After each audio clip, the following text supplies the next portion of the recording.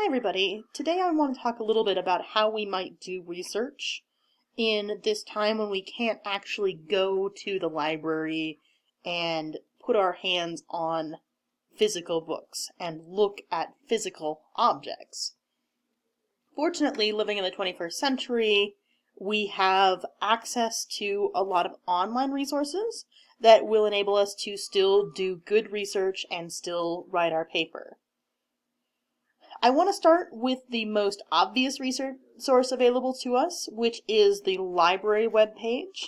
So if you've never used the library webpage before, it is linked from msudenver.edu, or their main URL is library.auraria.edu.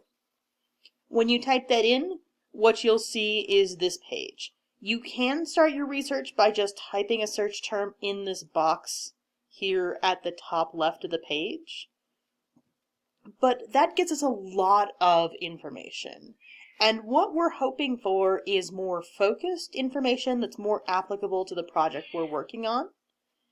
And one of the best ways to do that is to come down here and click on this Research Guides button.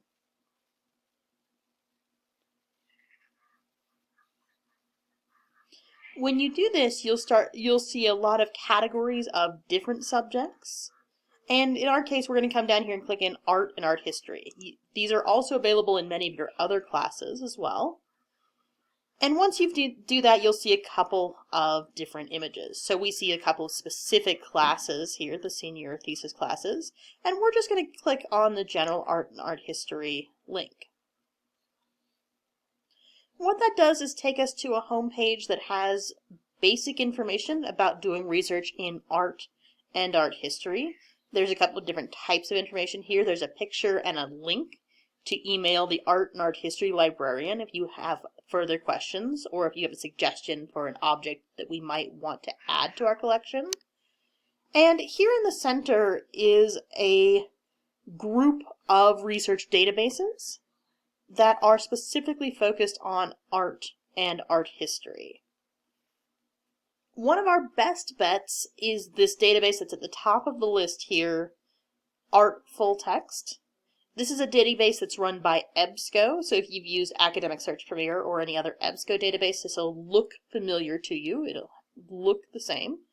But instead of getting search results from a broad variety of topics, you're going to have search results specifically related to art and art history. So this is a great database to start your research. We also, if we scroll down, see a reference to JSTOR here at the bottom of this list.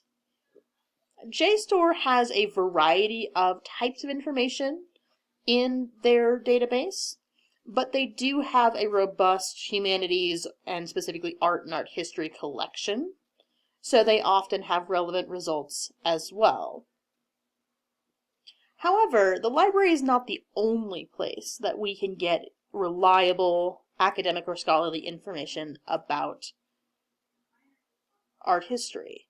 So some of the best online resources that I'd like to talk to you about are, for one, the Heilbrunn Timeline of Art History from the Metropolitan Museum of Art in New York. This is a comprehensive database of many of the pieces that the Met has in their collection, and they do have a very large collection. And they have three types of information about those pieces. They have essays that deal with either thematic collections or in some cases individual works of art.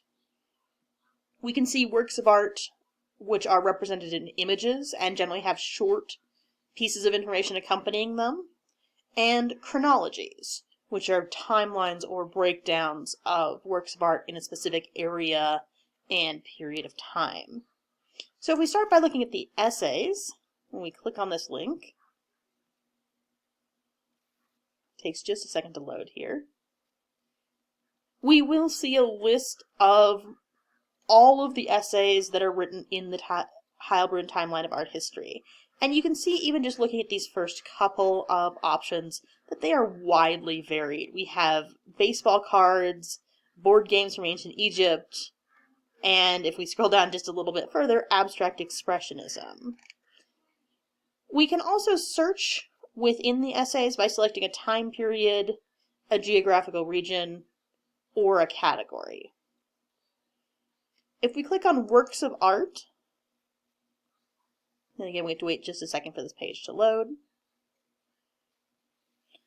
we see thumbnail representations of all 8,000 works of art that are represented in the timeline of art history, and on any one of these we can click on them and see a picture and a description.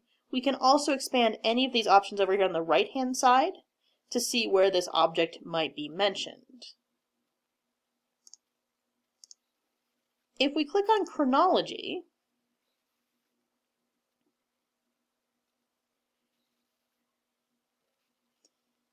we can see, we will get an interactive map, so you can highlight an area of the world that you're interested in doing further research in. And underneath that we have a timeline, so we can also highlight a block of time that we're interested in studying further. And when you do that, you'll get all of the relevant chronologies from that time or from that area. You can also just scroll through a list, just like we can with the essays. Beyond the timeline of art history, the Met also has a site called Met Publications, and this is a database of articles, catalogs, and books that are published by the Met. So you can search these in the search bar on the left-hand side. You can also browse many of them for free. So one category that you might look at is this books with full text online.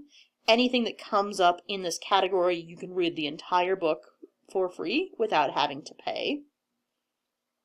And several other museums also have similar sites. The Getty Institute does, and the Art Institute of Chicago also does. Another art history resource that's not geared towards academic art history necessarily is Smart History.